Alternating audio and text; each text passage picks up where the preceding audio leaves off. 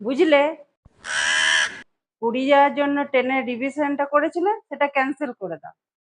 ওটা রিভিশন না, রিজার্ভেশন। আর হঠাৎ করে ক্যান্সেল করতে বলছো কেন? জেনে শুনে তো আমি বিষপান করতে পারি না। এখন ট্রেনগুলো তো আর লাইনে চলে না, ট্রেনগুলো যেন প্রতিযোগিতা করছে একে অন্যের উপরে চাপার জন্য। কথাটা তুমি মন্দ বলনি, তবে একটা জিনিস দেখো, দু একটা ট্রেন দুর্ঘটনা দেখে কি পুরো ট্রেন পরিবহন ব্যবস্থাটাকে ভুল বলা যায়? এটা কি ঠিক হচ্ছে?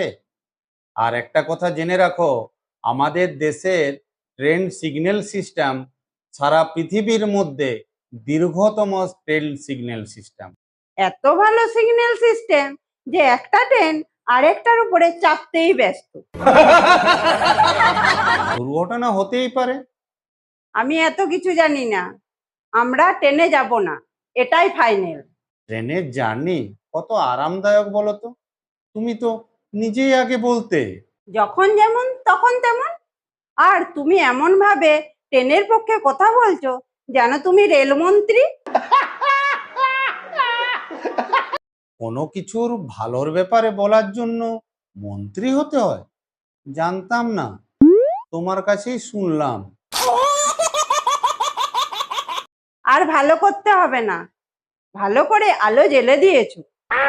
আমরা ট্রেনে পুরী যাব না, এটাই আমার শেষ কথা। দেখো, এভাবে যদি সবাই ট্রেনটাকে অ্যাভয়েড করে, তাহলে আমাদের দেশের এত বড় যে পরিবহন ব্যবস্থাটা তা পুরো শেষ হয়ে যাবে। এই শোনো, আমার কাছে আমার পরিবার আগে, তোমার ট্রেন নয়। পরিবার আমার কাছেও কম প্রিয় নয়, তবে তুমি ভুল আবদার করছো, তাই বলছিলাম। তোমার কথা শুনে মনে হচ্ছে শতাব্দী এক্সপ্রেস তোমার বউ, আর ভুল বিধান এক্সপ্রেস হচ্ছে তোমার ছেলে মেয়ে।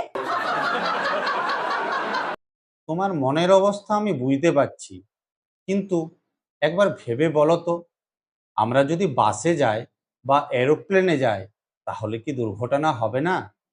বা ধরে নাও, আমরা যে বাড়িতে আছি এখন ভূমিকম্প হয়ে গেল, তাহলে আমরা ঘর জাকা পড়ে মরে যাব, তাহলে আমরা কি বাড়িতেও থাকবো না?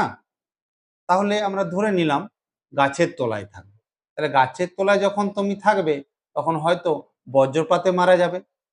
এবার তুমিই বলো, আমরা কোথায় নিরাপদ? তুমি ঠিকই বলেছ গো। ভয়কে জয় করতে হবে, ভয়ে পেছনে চলবে না। বুঝলে তাহলে?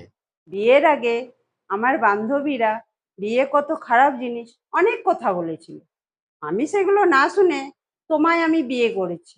তাই তো তোমার মতো মিষ্টি সোনা পেয়েছি, আর তোমায় বিয়ে করে আমি খুব খুশি।